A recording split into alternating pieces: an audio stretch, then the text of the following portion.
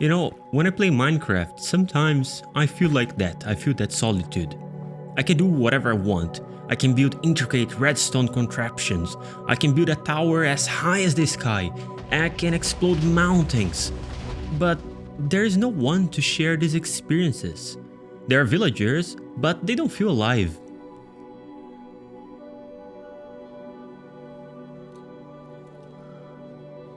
Humans need each other. We are social creatures. David Hume thought that sympathy is perhaps the most important aspect of human nature. I will read my favorite passage from Hume's book, Treatise of Human Nature.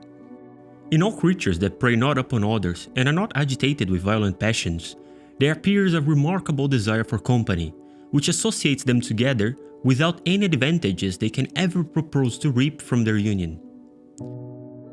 This is still more conspicuous in man, as being the creature of the universe who has the most ardent desire of society and is fitted for it by the most advantages. We can form no wish which has not a reference to society. A perfect solitude is perhaps the greatest punishment we can suffer. Every pleasure languishes when enjoyed apart from company, and every pain becomes more cruel and intolerable. Whatever other passions we may be actuated by, pride, ambition, avarice, curiosity, revenge or lust, the sole or animating principle of them all is sympathy. Nor would they have any force were we to abstract entirely from the thoughts and sentiments of others. Let all the powers and elements of nature conspire to serve and obey one man.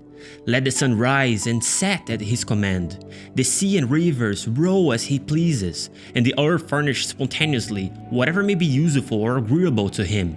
He will still be miserable, till you give him some one person at least, with whom he may share his happiness, and whose esteem and friendship he may enjoy. I agree with him so much. I think everyone needs other people. Sure, some people enjoy being alone. I don't think always being with others constantly would be a good thing. Being alone is necessary, so it is being with others. We need both. We need moments just for ourselves, and we also need moments to share.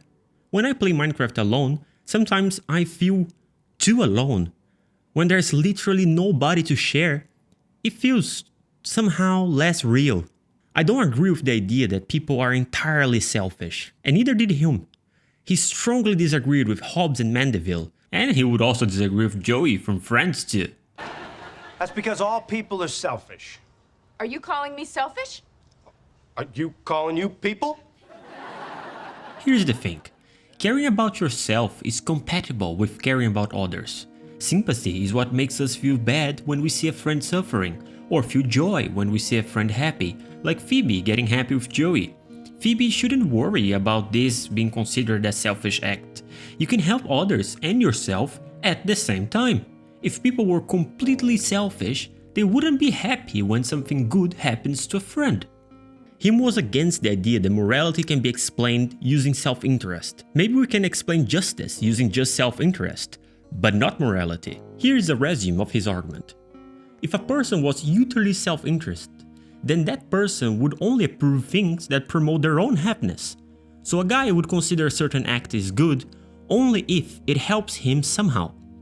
But here's the thing, what would be something indifferent to that guy?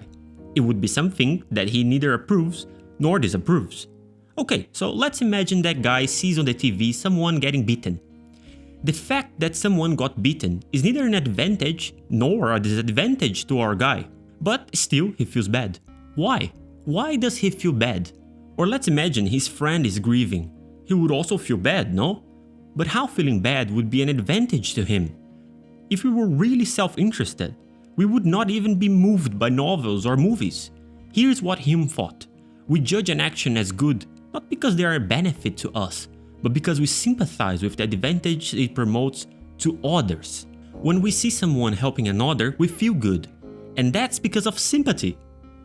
But the intensity of the sympathy changes according to our proximity with the person.